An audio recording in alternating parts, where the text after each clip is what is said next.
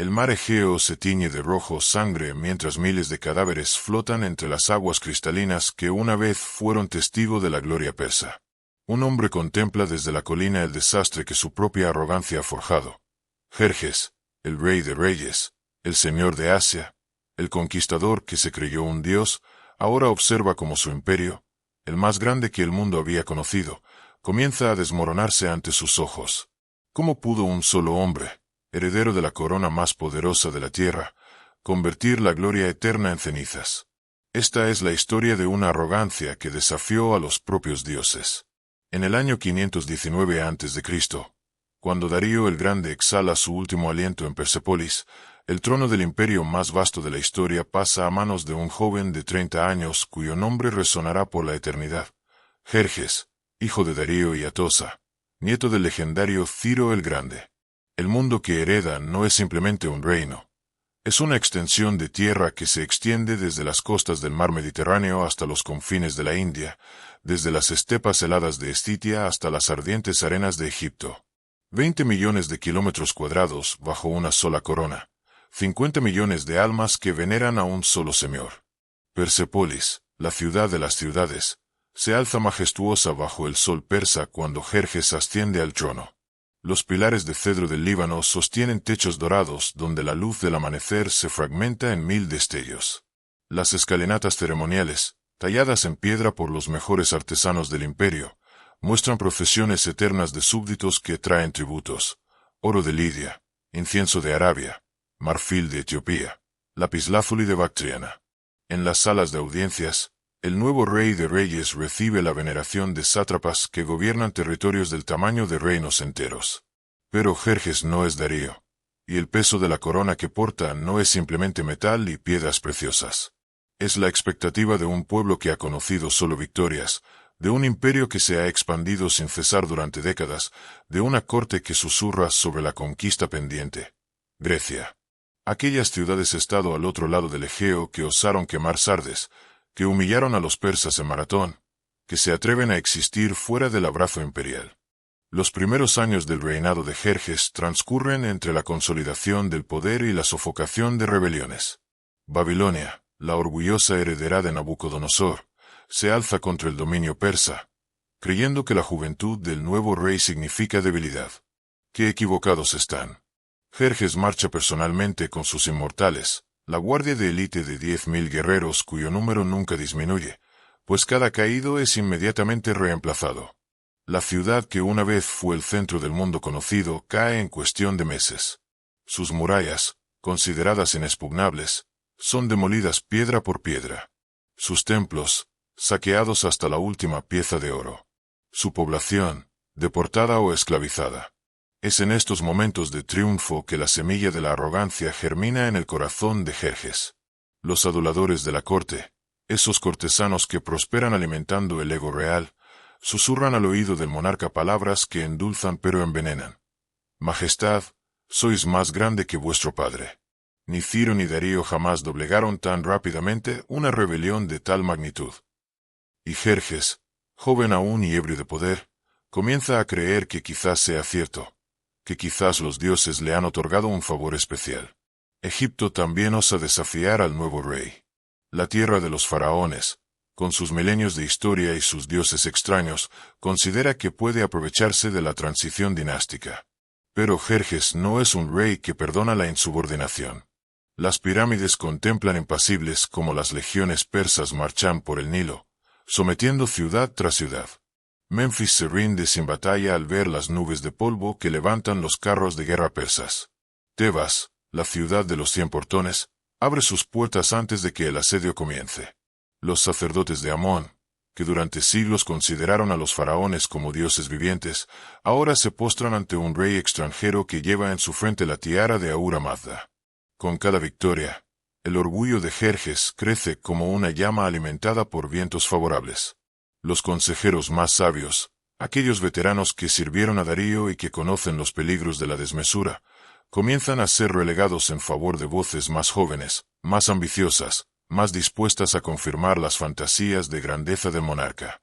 Es Mardonio, sobrino del rey y hombre de temperamento belicoso, quien planta la idea que cambiará el curso de la historia. Majestad, mientras Grecia permanezca libre, vuestro imperio no estará completo. Los griegos son una espina clavada en el costado de Asia. Es hora de arrancarla de una vez por todas. La idea de la conquista de Grecia no es nueva. Darío había intentado someter a las ciudades helenas, pero la derrota en Maratón había frenado sus ambiciones occidentales. Sin embargo, Jerjes no es Darío, o al menos eso es lo que se repite a sí mismo cada noche en sus aposentos de Persépolis, mientras contempla las estrellas a través de ventanas incrustadas de oro. Él es más joven, más enérgico, más favorecido por los dioses. Él conseguirá lo que su padre no pudo lograr. La preparación para la campaña griega se convierte en una obsesión que consume 4 años de la vida del imperio. Desde los confines de Etiopía hasta las fronteras de la India, los sátrapas reciben órdenes de reclutar hombres, forjar armas, construir navíos. Los arsenales de Fenicia trabajan día y noche produciendo triremes cuyos espolones de bronce brillan como dientes de tiburón bajo el sol mediterráneo. Los herreros de Anatolia forjan espadas, lanzas y corazas hasta que el humo de sus fraguas oscurece el cielo. Los pastores de Media y Persia ven como sus rebaños son requisados para alimentar al ejército más grande que el mundo haya visto jamás. Porque el ejército que Jerjes está reuniendo no es simplemente una fuerza militar, es una demostración de poder que debe aterrorizar a sus enemigos antes incluso de que comience la batalla.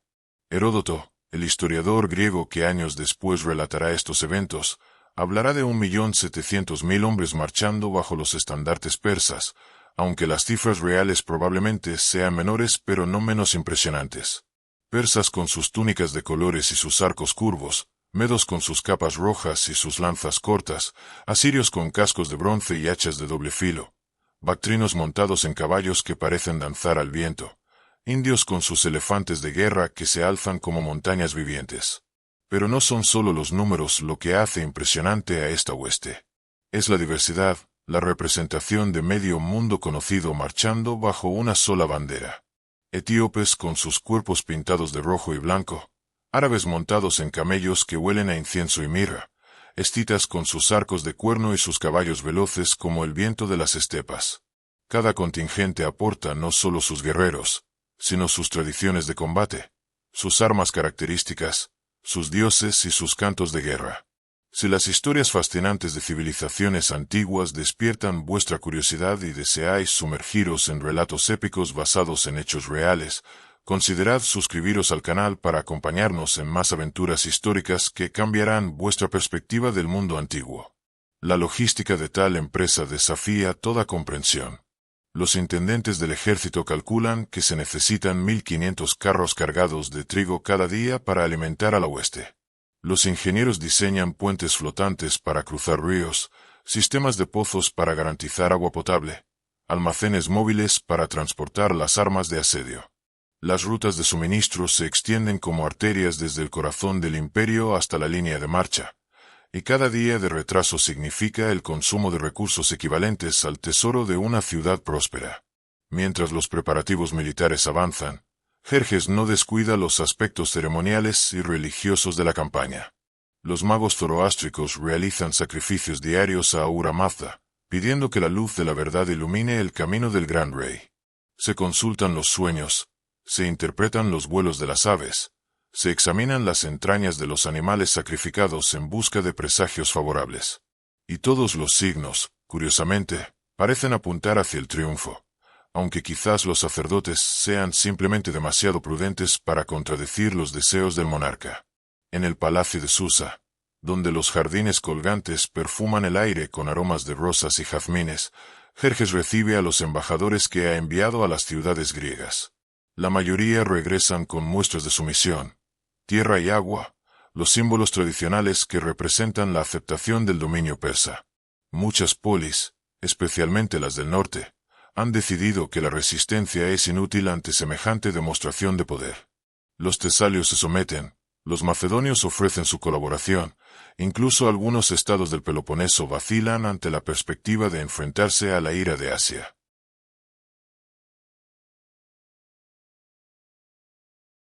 Pero de Atenas y Esparta no llegan ni embajadores ni símbolos de sumisión. Los atenienses, orgullosos de su victoria en Maratón, Han decidido que la libertad vale más que la vida. Los espartanos, guerreros hasta la médula, consideran que morir con honor es preferible a vivir bajo el yugo extranjero. Esta resistencia no hace sino alimentar la ira de Jerjes, quien ve en la negativa griega no solo una afrenta política, sino un insulto personal a su dignidad divina. La primavera del año 480 a.C. encuentra al gran ejército persa concentrado en Sardes, la antigua capital de Lidia que Ciro conquistó décadas atrás. La ciudad se ha transformado en un hormiguero de actividad militar. Las calles resonar con el sonido de las herraduras contra las piedras, el chirriar de las ruedas de los carros, los gritos de los oficiales dirigiendo a sus tropas. Los mercados se abarrotan de comerciantes que venden provisiones, armas, amuletos de la suerte. Las posadas no dan abasto para alojar a los oficiales del ejército, mientras que los soldados rasos acampan en las colinas circundantes, convirtiendo el paisaje en un mar de tiendas que se extiende hasta el horizonte. Es aquí, en Sardes, donde Jerjes comete el primer error que marcará su destino. Recibe la visita de Pitio el Lidio, el hombre más rico de Asia después del propio rey. Pitio, deseoso de granjearse el favor real, ofrece costear completamente los gastos de la campaña. Es un gesto magnífico que habla tanto de su riqueza como de su lealtad. Jerjes, impresionado por tal generosidad, declara que no solo rechaza la donación, sino que recompensará a Pitio con regalos adicionales. Sin embargo, cuando el ejército está a punto de partir hacia el Helesponto, Pitio se acerca al rey con una petición que considera razonable. Tiene 5 hijos en el ejército. Siendo ya anciano, pide que el mayor se quede con él para consolación de su vejez. Es una solicitud comprensible, incluso modesta, viniendo de alguien que había ofrecido su fortuna entera por la causa persa. La reacción de Jerjes revela la transformación que ha operado en su carácter. El joven que una vez fue capaz de magnanimidad, se ha convertido en un tirano que no tolera que se cuestione su voluntad, ni siquiera de la manera más sutil. La cólera real explota como una tormenta súbita. ¿Te atreves a hablarme de tus hijos cuando yo marcho llevando conmigo a los míos? ¿Crees que tu carne es más preciada que la mía? El castigo es desproporcionado y cruel. Ordena que el hijo mayor de Pitio sea ejecutado y que su cuerpo, cortado por la mitad, se coloque a ambos lados del camino por donde pasará el ejército. Este acto de crueldad gratuita no pasa desapercibido para los veteranos del ejército. Los oficiales que sirvieron bajo Ciro y Darío intercambian miradas preocupadas. Conocen las historias de reyes que, cegados por el poder absoluto, perdieron la capacidad de distinguir entre la justicia y la tiranía. Pero ninguno se atreve a hablar, porque la carrera hacia Grecia ha adquirido ya un momentum imparable, y Jerjes se ha rodeado de aduladores que interpretan cualquier consejo como traición. El ejército se pone en marcha desde Sardes como una serpiente gigantesca que se desenrolla por los valles de Anatolia. La columna principal se extiende por más de 50 kilómetros, una procesión interminable de guerreros, carros, bestias de carga, seguidores del campamento. Los exploradores que cabalgan por delante del ejército principal informan que se necesita una semana completa para que toda la fuerza atraviese un punto dado. El suelo tiembla bajo el peso de cientos de miles de pies, cascos y ruedas. Los ríos menores se agotan cuando el ejército se detiene a beber, y los bosques enteros desaparecen convertidos en leña para las hogueras nocturnas. A medida que la hueste se acerca al Helesponto, el estrecho que separa Asia de Europa, los ingenieros persas culminan una de las obras de ingeniería más ambiciosas de la antigüedad. 2 puentes flotantes, construidos con barcos unidos por cables de lino y papiro, atraviesan las aguas traicioneras del estrecho. Cada puente tiene casi 2 kilómetros de longitud, y están diseñados para soportar el peso de los elefantes de guerra y la artillería de asedio. Sin embargo, los dioses parecen querer poner a prueba la determinación del gran rey. Una tormenta repentina destruye los puentes cuando están casi terminados. Los barcos se desprenden de sus amarres, los cables se rompen, las estructuras de madera se astillan contra las rocas de la orilla europea. Es un desastre que retrasa la campaña y consume recursos preciosos, pero la reacción de Jerjes revela hasta qué punto su arrogancia ha crecido desde la partida de Sardes. En lugar de aceptar el contratiempo como una manifestación natural, el rey ordena que se castigue al propio Helesponto. 300 latigazos se descargan contra las aguas del estrecho, mientras los verdugos reales gritan insultos al mar. Agua amarga. Tu señor te impone este castigo porque le has hecho mal sin haber recibido daño alguno de él. El rey Jerjes pasará por ti, lo quieras o no. Con razón ningún hombre te ofrece sacrificios, porque eres un río turbio y salado. Además, se arrojan cadenas al mar, como si Jerjes pudiera esclavizar a las propias fuerzas de la naturaleza. Este episodio, que los griegos recordarán como prueba de la desmesura persa, marca un punto de no retorno en el carácter de Jerjes. Los últimos vestigios de prudencia y humildad desaparecen, reemplazados por la creencia de que su voluntad debe prevalecer sobre las leyes de la naturaleza y los designios de los dioses. Los consejeros más sabios de la corte, aquellos que podrían haber moderado estos excesos, han sido marginados en favor de voces que alimentan la megalomanía real. Los nuevos puentes, construidos con materiales aún más resistentes, finalmente permiten el cruce del ejército a territorio europeo. Es un espectáculo que supera toda imaginación. Durante 7 días y 7 noches, las tropas persas desfilan por los puentes flotantes. Jerjes contempla el paso de sus huestes desde un trono de mármol erigido en una colina cercana, y cuenta la historia que en ese momento se siente como un dios observando el movimiento de hormigas laboriosas. Los primeros en cruzar son los inmortales, la guardia de élite del rey, con sus lanzas coronadas por manzanas de oro y sus túnicas de colores que brillan como joyas bajo el sol de Tracia. Le siguen los contingentes de las naciones más importantes del imperio, los persas propiamente dichos, con sus arcos curvos y sus alfanjes damasquinados, los medos, ancestrales rivales convertidos en aliados, los asirios, herederos de Sargón y Nabucodonosor, los elefantes de guerra, montañas vivientes que caminan con paso deliberado, impresionan incluso a los propios soldados persas, que en su mayoría nunca habían visto estas bestias de cerca. Pero es quizás el desfile de los contingentes menores lo que mejor ilustra la universalidad del poder persa. Etíopes con pieles de leopardo y armas de piedra, árabes montados en camellos que parecen barcos del desierto, colcos con sus armaduras de lino, paflagones con cascos trenzados. Cada grupo aporta no solo sus guerreros, sino también sus tradiciones, sus dioses, sus lenguas. El ejército de Jerjes es un microcosmos del mundo conocido, una demostración de que el poder persa ha logrado unificar bajo una sola bandera pueblos que durante milenios se habían considerado irreconciliables. Cuando el último soldado pisa suelo europeo, Jerjes ordena que se realicen sacrificios a los dioses en agradecimiento por el éxito del cruce. 1000 toros blancos son degollados en honor de Zeus, aunque el dios griego sea invocado con nombres persas. El humo de los holocaustos se alza hacia el cielo como un mensaje dirigido a las divinidades. El señor de Asia ha llegado a Europa, y los propios dioses han facilitado su paso. La marcha por Tracia se convierte en un paseo triunfal. Las ciudades griegas de la región, aterrorizadas por el tamaño del ejército persa, se rinden sin combatir. Los reyes tracios, que habían mantenido una independencia precaria durante décadas, se presentan ante Jerjes con regalos de sumisión. Incluso Alejandro I de Macedonia, aunque mantenga contactos secretos con los griegos del sur, ofrece públicamente su colaboración al gran rey. Europa parece postrarse ante el poder de Asia como una cortesana ante su señor. Es durante esta marcha que Jerjes recibe un mensaje que habrá de tener consecuencias trascendentales. Un espía griego, capturado por los exploradores persas, es llevado ante el rey para ser interrogado. En lugar de ejecutarlo de inmediato, como sería costumbre, Jerjes decide demostrar la magnitud de su poder mostrando al prisionero todo el ejército. Durante días, el griego es paseado por el campamento, contemplando los contingentes interminables, los almacenes repletos de provisiones, los rebaños de caballos que se extienden como manadas salvajes por las praderas tracias. Finalmente, cuando el espía ha visto lo suficiente para comprender que la resistencia es inútil, Jerjes lo libera con un mensaje para los griegos. Decidles a vuestros compatriotas lo que habéis visto. Decidles que el señor de Asia marcha contra ellos con la totalidad de su poder.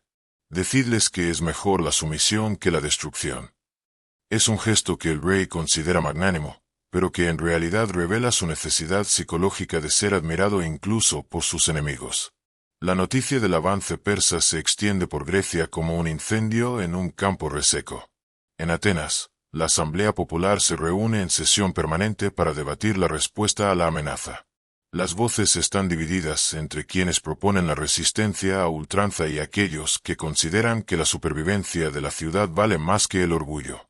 Temístocles, el astuto político que comprende mejor que nadie la naturaleza del poder naval, argumenta que la salvación de Grecia depende de mantener el control de los mares. Aristides, apodado el Justo, insiste en que algunos valores no son negociables, que la libertad no puede comprarse con la sumisión.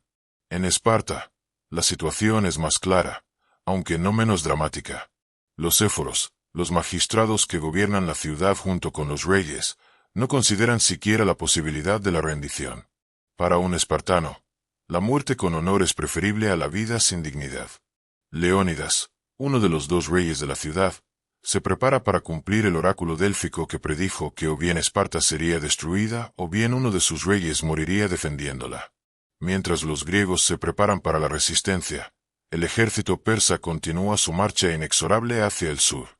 La conquista de Tracia se completa sin dificultades significativas. Las ciudades costeras abren sus puertos a la flota persa, que navega paralela al ejército terrestre transportando provisiones y máquinas de guerra. Los almirantes fenicios y egipcios, veteranos de 100 combates navales, confían en que ninguna flota griega podrá resistir el poder combinado de 1.200 navíos. Sin embargo, es precisamente en el momento de mayor triunfo cuando comienzan a manifestarse las primeras grietas en la máquina de guerra persa. El ejército, demasiado grande para sus propias líneas de suministro, empieza a sufrir problemas logísticos. Los ríos se agotan cuando las tropas se detienen a beber, los bosques desaparecen convertidos en leña. Los campos cultivados se consumen en días. Los intendentes informan que las provisiones almacenadas se gastan más rápidamente de lo previsto, y que será necesario requisar suministros en territorio griego para mantener alimentada a la hueste. Más preocupante aún es el clima que comienza a extenderse entre los oficiales veteranos. Los generales que sirvieron bajo Darío recuerdan que las campañas exitosas requieren flexibilidad, capacidad de adaptación, voluntad de escuchar consejos. Pero Jerjes se ha rodeado de aduladores que confirman todas sus decisiones, rechazando cualquier voz discordante como deslealtad. Los planes de campaña se elaboran en el Palacio Real sin consultar a quienes conocen el terreno griego, y las estrategias se basan más en la teoría que en la realidad del combate. El primer encuentro serio con la resistencia griega se produce en el desfiladero de las Termópilas, una garganta estrecha entre montañas y mar que constituye la principal ruta de entrada al territorio griego propiamente dicho. Aquí, Leónidas ha decidido plantar cara al avance persa con una fuerza ridículamente pequeña, 300 espartanos de la Guardia Real, complementados por varios miles de aliados de otras ciudades griegas. Es una fuerza que, en números absolutos, representa menos del 1% del ejército de Jerjes. Cuando los exploradores persas informan de la presencia griega en las Termópilas, Jerjes inicialmente se muestra más divertido que preocupado. ¿Cómo pueden unos pocos miles de hombres pretender detener a la hueste más grande que el mundo haya visto jamás? Envía emisarios con la tradicional demanda de rendición, tierra y agua como símbolos de sumisión. La respuesta de Leónidas se convertirá en legendaria por su lacónica brevedad. Venid a tomarlas. Durante 4 días, Jerjes espera que los griegos entren en razón y abandonen su posición imposible. Es inconcebible que guerreros experimentados elijan un suicidio inútil, sobre la posibilidad de integrarse en el imperio más próspero de la tierra. Los espías persas informan que los espartanos se dedican a actividades aparentemente frívolas. Se peinan cuidadosamente sus largas melenas, hacen ejercicio, escuchan música.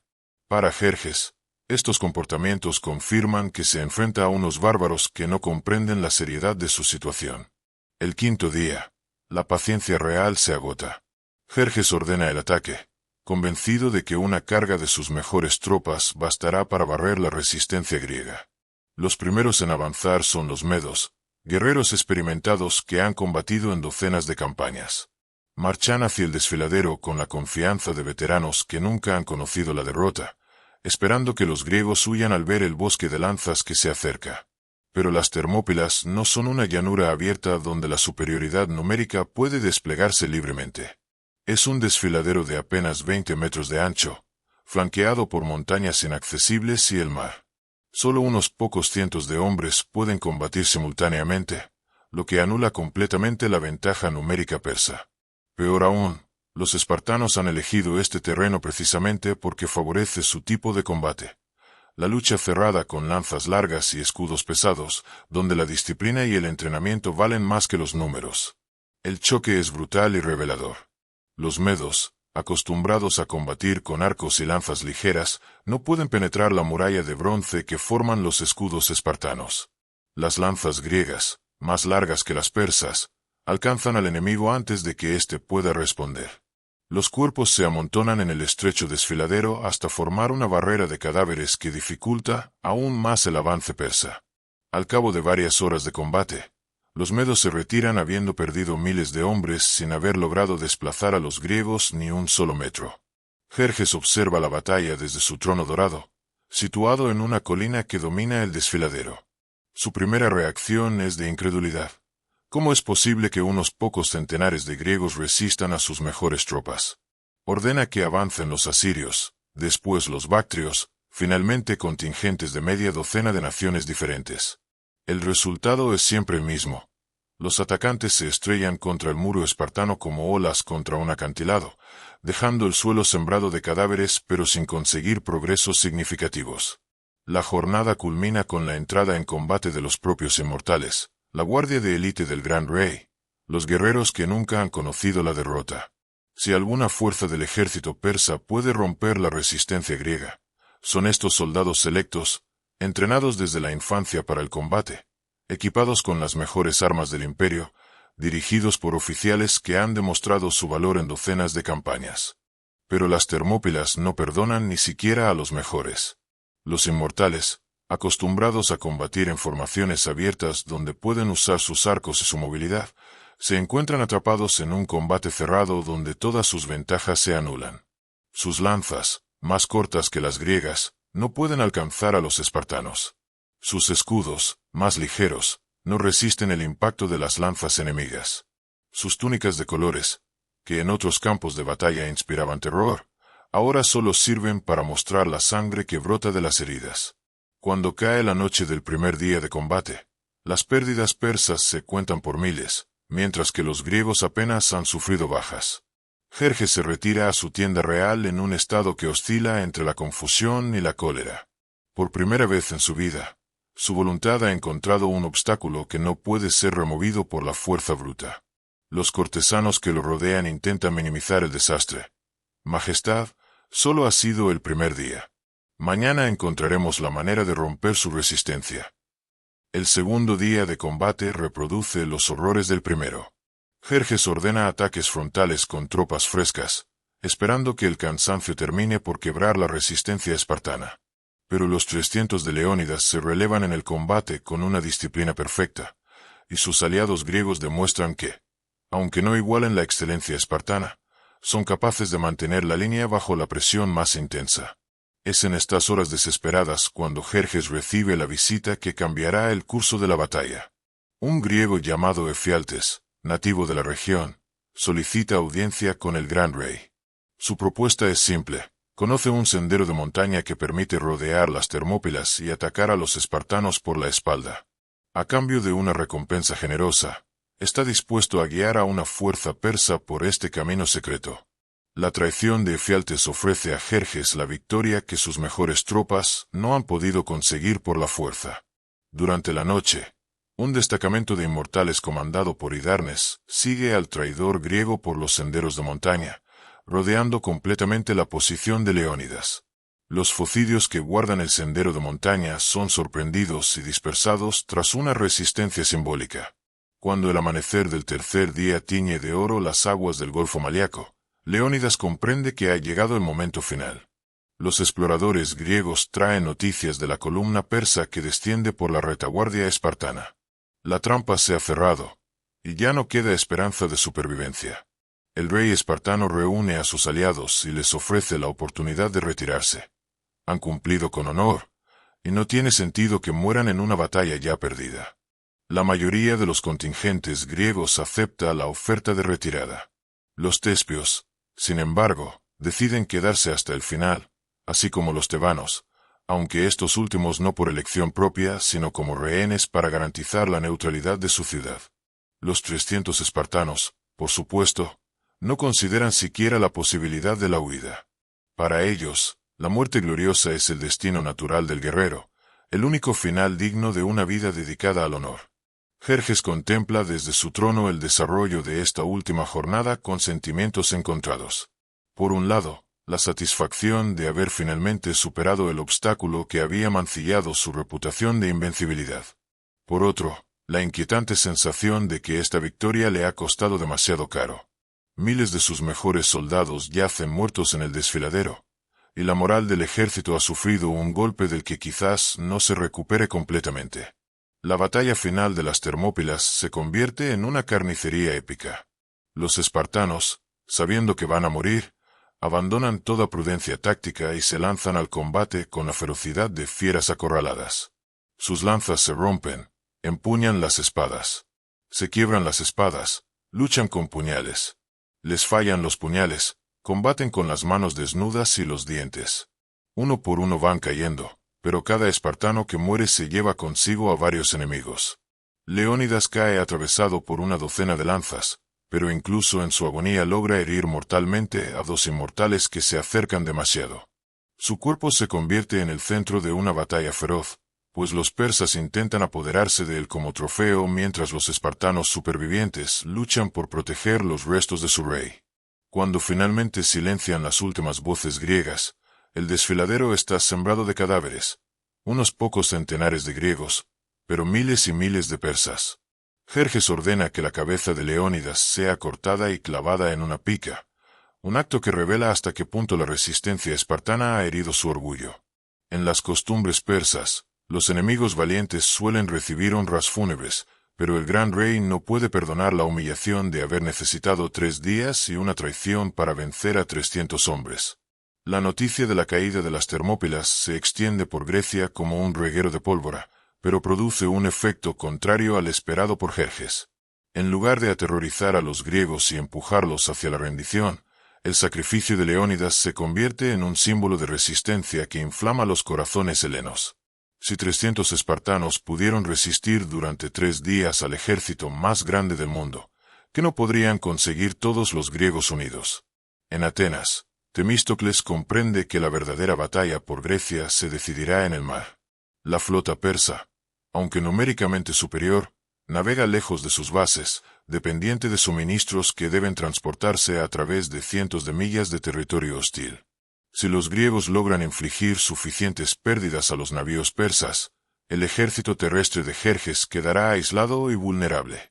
La estrategia griega se basa en atraer a la flota persa a aguas estrechas donde su superioridad numérica se vea reducida, exactamente el mismo principio que había funcionado en las Termópilas.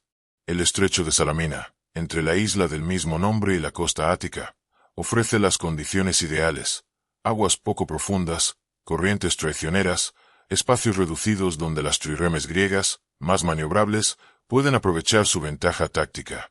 Mientras los griegos preparan su trampa naval, Jerjes avanza triunfalmente hacia el sur. Atenas, abandonada por sus habitantes que han huido a Salamina y otras islas, cae sin resistencia. Los soldados persas saquean la ciudad, incendian los templos, profanan las tumbas de los héroes atenienses. La Acrópolis, el corazón sagrado de la polis, arde durante días, y las llamas pueden verse desde Salamina, donde los refugiados contemplan con lágrimas en los ojos la destrucción de su patria. Pero la conquista de Atenas es una victoria hueca. La ciudad está vacía, sus habitantes a salvo en territorio griego, su flota intacta y lista para el combate. Jerjes se encuentra en la extraña situación de haber conquistado una de las ciudades más poderosas de Grecia, sin haber derrotado realmente a los atenienses. Es como atrapar la sombra de un enemigo mientras el enemigo mismo escapa.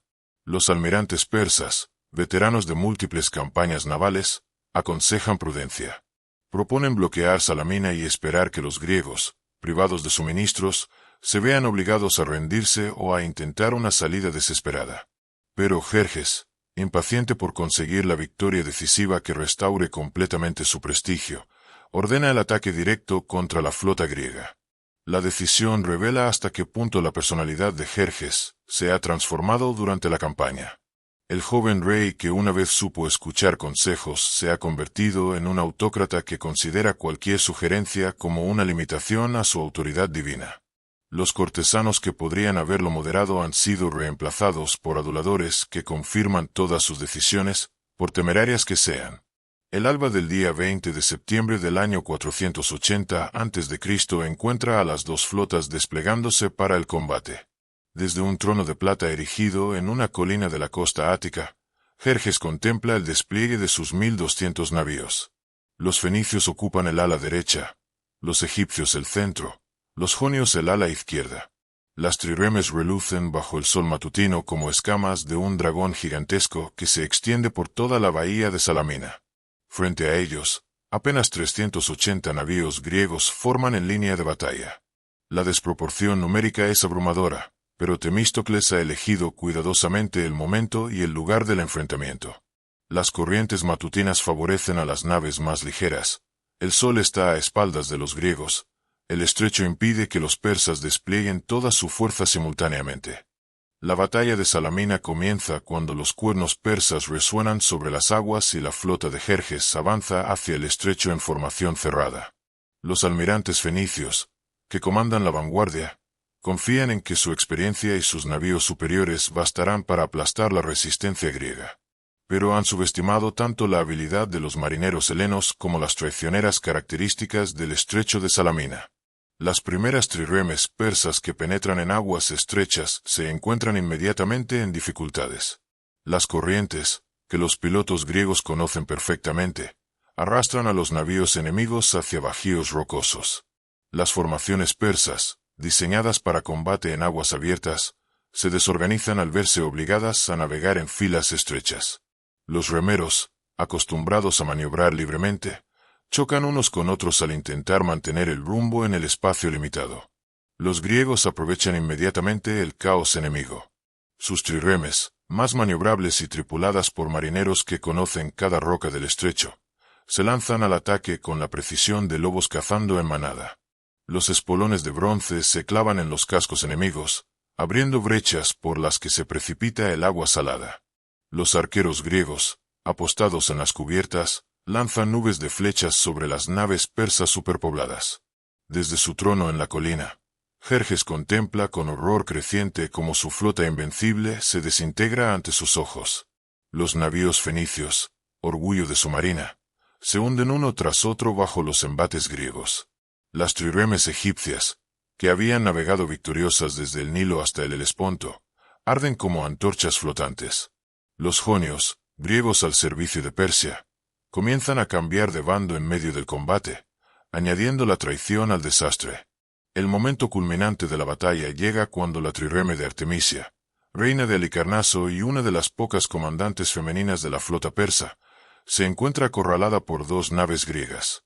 Para escapar, la astuta soberana ordena embestir a una trireme persa aliada, haciéndole creer a los griegos que ha cambiado de bando. La maniobra les salva la vida, pero añade un elemento de confusión y desconfianza que se propaga por toda la línea persa. Las horas pasan y el desastre persa se hace cada vez más evidente. Los navíos que intentan huir del estrecho se amontonan en la salida, bloqueándose mutuamente y ofreciendo blancos fáciles para los proyectiles griegos. Los que permanecen en el combate son sistemáticamente destruidos por enemigos que conocen el terreno como la palma de su mano. El agua del estrecho se tiñe de rojo sangre, y los cadáveres flotan entre los restos de las naves destrozadas. Cuando finalmente cae la noche, la flota persa ha dejado de existir como fuerza de combate efectiva. Más de 600 navíos se han perdido, junto con decenas de miles de marineros y soldados. La superioridad naval que había sido la base de la estrategia persa se ha evaporado en una sola jornada de combate. Los supervivientes persas, desmoralizados y desorganizados, se retiran hacia el norte en completo desorden.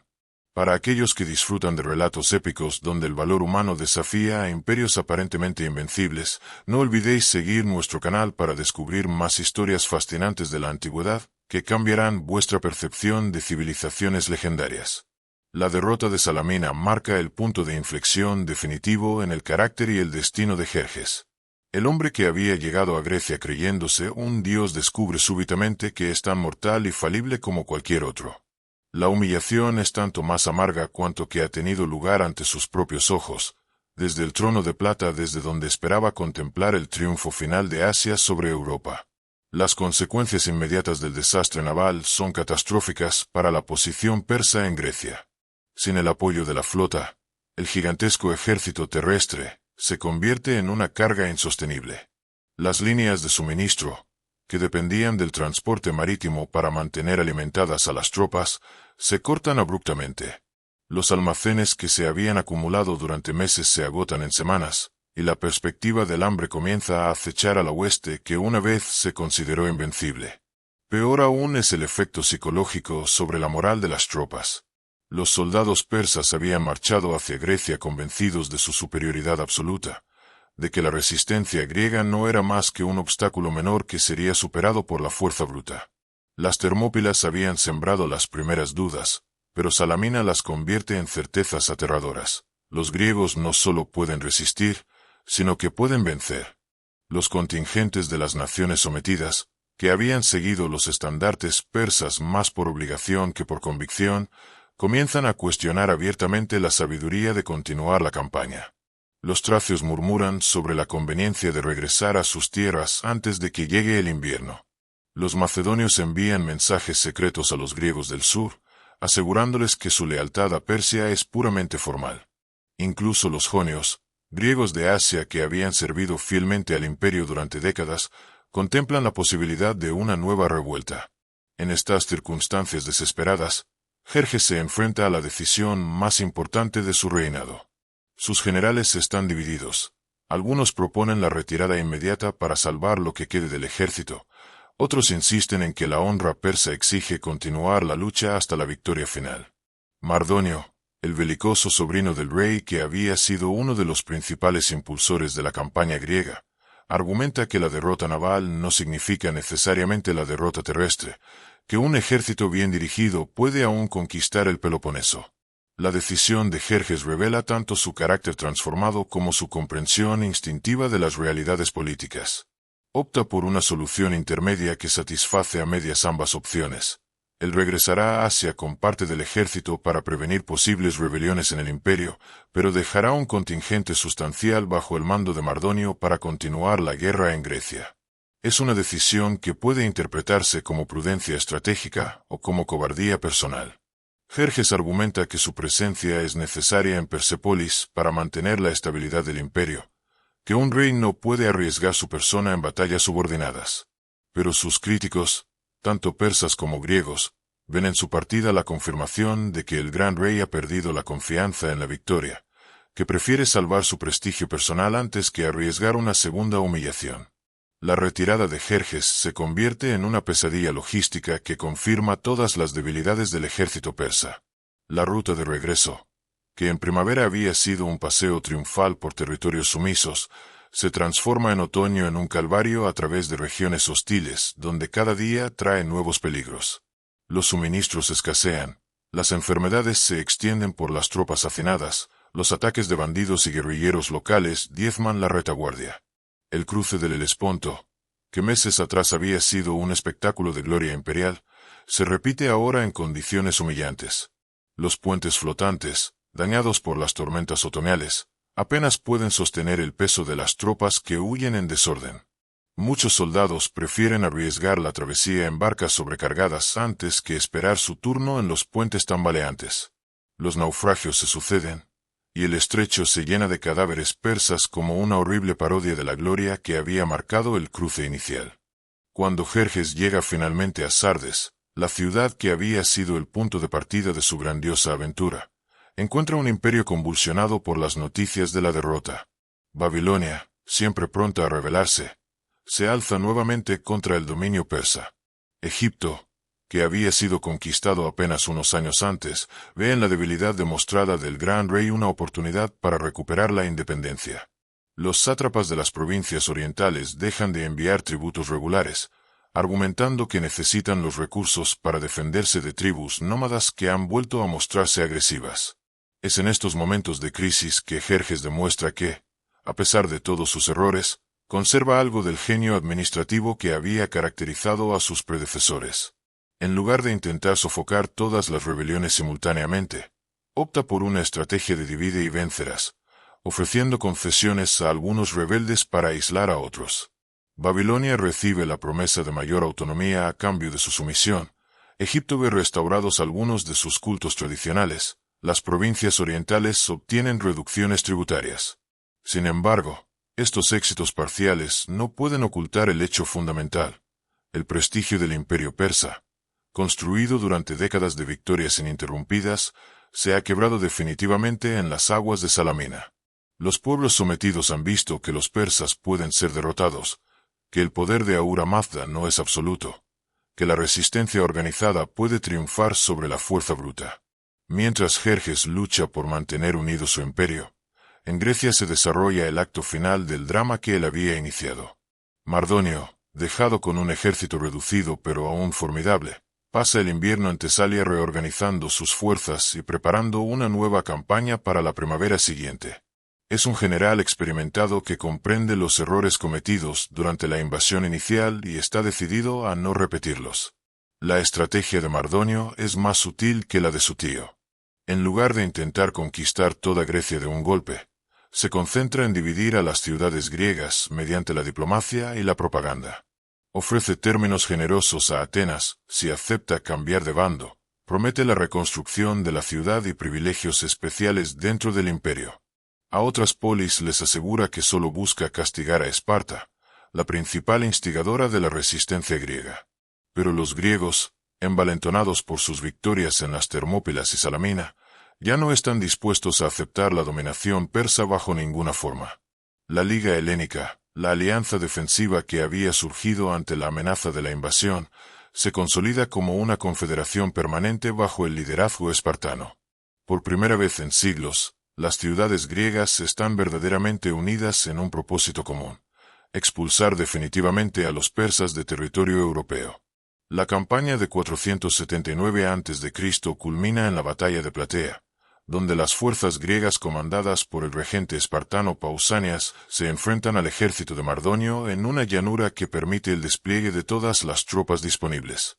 Es una batalla convencional, sin las ventajas del terreno que habían favorecido a los griegos en combates anteriores, una prueba definitiva de si la superioridad persa en número y equipo puede imponerse sobre la disciplina y el valor helenos. El resultado es una catástrofe que supera incluso a Salamina en su alcance. El ejército de Mardonio, compuesto por lo mejor de las tropas persas que habían quedado en Grecia, es completamente destruido. El propio Mardonio muere en el combate, atravesado por la lanza de un hoplita espartano cuyo nombre la historia no ha conservado. Los supervivientes persas huyen en desorden hacia Asia, abandonando su campamento con todos sus tesoros y provisiones. La noticia de Platea llega a Jerjes como un golpe definitivo a sus ambiciones occidentales. El sobrino en quien había depositado sus esperanzas está muerto. El ejército que había dejado en Grecia ha sido aniquilado. El sueño de conquistar Europa se ha convertido en una pesadilla de la que no hay despertar posible. Por primera vez en la historia del imperio persa, las fronteras se contraen en lugar de expandirse. Pero las consecuencias de las derrotas griegas van mucho más allá de la pérdida territorial. El prestigio de la monarquía persa, basado en la creencia de que el gran rey era el elegido de los dioses para gobernar el mundo, se tambalea peligrosamente. Los súbditos que habían aceptado la dominación persa como un hecho inevitable de la naturaleza comienzan a contemplar la posibilidad de la resistencia, de la rebelión, de la independencia. En las provincias más alejadas del imperio, donde la presencia persa siempre había sido más tenue, los gobernadores locales comienzan a actuar con creciente autonomía. Los tributos llegan irregularmente a Persépolis, las leyes imperiales se aplican de manera selectiva, los símbolos del poder persa desaparecen gradualmente de los edificios públicos. No es aún una rebelión abierta, pero sí una erosión sistemática de la autoridad central que presagia problemas futuros. El propio Jerjes parece envejecer prematuramente bajo el peso de sus fracasos. El joven enérgico que había emprendido la conquista de Grecia se convierte en un hombre desconfiado y paranoico, obsesionado con las conspiraciones reales o imaginarias que cree ver en cada rincón de su palacio. Los cortesanos que una vez competían por su favor ahora caminan con cuidado, sabiendo que la cólera real puede estallar por las razones más triviales. Los últimos años del reinado de Jerjes se caracterizan por una creciente introspección y melancolía. El rey que una vez soñó con gobernar el mundo se contenta ahora con mantener unido lo que queda de su herencia. Los grandes proyectos de construcción que habían marcado los primeros años de su gobierno se abandonan por falta de recursos. Los ejércitos que patrullan las fronteras del imperio son reducidos para ahorrar gastos. La corte de Persépolis, que había brillado como el centro del mundo civilizado, se vuelve provinciana y rutinaria. En 465 a.C., 15 años después del desastre de Salamina, Jerjes muere asesinado en su propio palacio por una conspiración palaciega dirigida por Artabano, el comandante de su guardia personal. Es un final ignominioso para un hombre que había comenzado su reinado con ambiciones divinas, una muerte que confirma que incluso los reyes que se creen dioses están sujetos a las pasiones y traiciones humanas más vulgares. La muerte de Jerjes marca simbólicamente el final de la edad dorada del imperio persa. Sus sucesores serán administradores competentes, pero nunca más los persas intentarán la conquista sistemática de nuevos territorios. Las fronteras del imperio, fijadas por las derrotas en Grecia, permanecerán esencialmente estables durante los 2 siglos siguientes, hasta que otro conquistador, Alejandro de Macedonia, invierta completamente la relación de fuerzas entre Asia y Europa. Pero quizás la lección más profunda de la historia de Jerjes no radique en las vicisitudes de la política internacional, sino en la transformación personal de un hombre corrompido por el poder absoluto. El joven que heredó el trono más poderoso del mundo tenía todas las virtudes necesarias para ser un gran rey: inteligencia, energía, capacidad administrativa, valor personal. Sin embargo, la combinación tóxica del poder ilimitado y los aduladores cortesanos transformó estas virtudes en vicios que condujeron a la ruina. La arrogancia que destruyó a Jerjes no fue un defecto innato de su carácter, sino el producto de un sistema que colocaba a un hombre por encima de todas las leyes humanas y divinas. Rodeado de súbditos que no se atrevían a contradecirlo, privado de consejeros que pudieran moderarlo, aislado de la realidad por protocolos que lo convertían en una figura casi divina, Jerjes perdió gradualmente el contacto con sus propias limitaciones y las de su imperio. El castigo del Helesponto, la ejecución del hijo de Pitio, la negativa a escuchar los consejos de sus generales veteranos, todos estos episodios revelan a un hombre que ha olvidado que el poder, por grande que sea, tiene límites impuestos por la naturaleza de las cosas. Los griegos, con su concepto de la ibris como el pecado que inevitablemente atrae el castigo divino, habrían reconocido en la historia de Jerjes una perfecta ilustración de sus creencias sobre la justicia cósmica. Sin embargo, sería injusto reducir la figura de Jerjes a una simple lección moral sobre los peligros del orgullo. Sus errores fueron también los errores de una civilización que había crecido demasiado rápidamente, que había expandido sus fronteras más allá de su capacidad de control efectivo, que había confundido la acumulación de territorios con el ejercicio sabio del poder. El imperio persa que Jerjes heredó era una construcción magnífica pero frágil, mantenida unida más por el temor que por la lealtad genuina, más por la inercia de la costumbre que por la adhesión convencida a un proyecto común. Las derrotas en Grecia no crearon las debilidades del sistema imperial, sino que las revelaron ante el mundo. La diversidad que había sido una fuente de fuerza se convirtió en una fuente de fragmentación cuando faltó la presión unificadora de la victoria constante. En este sentido, la historia de Jerjes es también la historia de todos los imperios que han intentado gobernar el mundo mediante la fuerza pura. Roma enfrentará crisis similares cuando sus legiones sufran derrotas en Germania o Partía. España verá cuestionado su dominio americano después de la derrota de la Armada Invencible. Napoleón contemplará el desmoronamiento de su imperio después de los desastres de Rusia y Leipzig. El patrón es siempre el mismo. El prestigio basado únicamente en la invencibilidad militar es extremadamente frágil, porque una sola derrota importante puede destruir la creencia en la superioridad del poder dominante. Los griegos que derrotaron a Jerjes comprendieron intuitivamente esta verdad. Su resistencia no se basó únicamente en su superioridad táctica o en su conocimiento del terreno, sino en su convicción de que luchaban por algo más valioso que la vida: la libertad de determinar su propio destino. Esta motivación les dio una cohesión y una determinación que el ejército persa, por numeroso y bien equipado que fuese, no podía igualar. La ironía final de la historia de Jerjes es que su fracaso contribuyó indirectamente al florecimiento de la civilización que intentó destruir. Las ciudades griegas, unidas por primera vez en su historia ante la amenaza persa, descubrieron en la victoria una confianza en sí mismas que las llevaría a crear algunas de las más grandes obras del espíritu humano. La filosofía de Sócrates, Platón y Aristóteles, el teatro de Esquilo, Sófocles y Eurípides, la historia de Heródoto y Tucídides, la arquitectura del Partenón, todos estos monumentos de la cultura occidental nacieron en parte del orgullo y la confianza que los griegos adquirieron al derrotar al imperio más grande del mundo. Si estas crónicas de imperios que desafiaron los límites de lo posible y las lecciones eternas que encierran os resultan fascinantes, no dejéis de seguir nuestro canal, donde cada semana desenterramos historias olvidadas que iluminan los patrones eternos del poder y la ambición humana. Pero quizás la lección más profunda que podemos extraer de esta historia milenaria no se refiera a los destinos de imperios y naciones, sino a la naturaleza misma del liderazgo y el poder.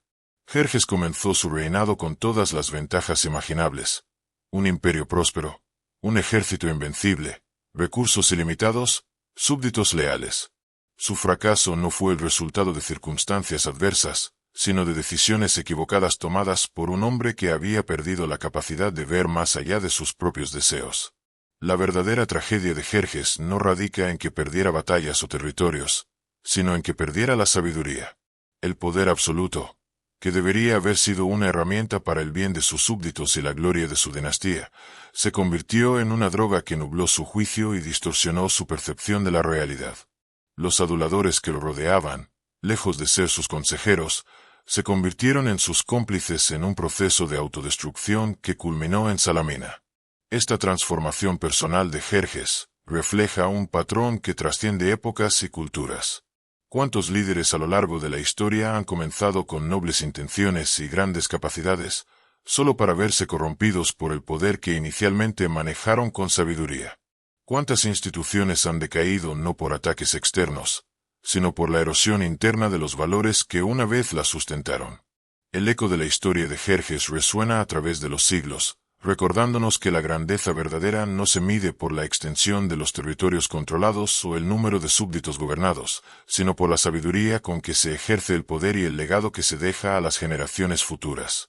Los griegos que resistieron en las Termópilas y triunfaron en Salamina no eran más numerosos ni más ricos que los persas, pero tenían algo que el oro no puede comprar: la convicción de que algunos valores merecen cualquier sacrificio. Cuando el sol se oculta sobre las ruinas de Persépolis, cuando el viento del desierto susurra entre los pilares quebrados del palacio de Jerjes, cuando los turistas modernos contemplan los relieves que una vez celebraron la gloria del Rey de Reyes, surge inevitablemente la pregunta que ha obsesionado a filósofos e historiadores durante milenios. ¿Habría podido ser diferente la historia si Jerjes hubiera conservado la humildad de sus antepasados? La respuesta permanece envuelta en el misterio del tiempo, pero la lección perdura cristalina como las aguas del Egeo, donde se decidió el destino de dos mundos. El poder sin sabiduría es destrucción, la grandeza sin humildad es caída, la arrogancia sin límites es el camino más seguro hacia el abismo. Jerjes, el hombre que se creyó un dios, descubrió demasiado tarde que incluso los dioses están sujetos al destino.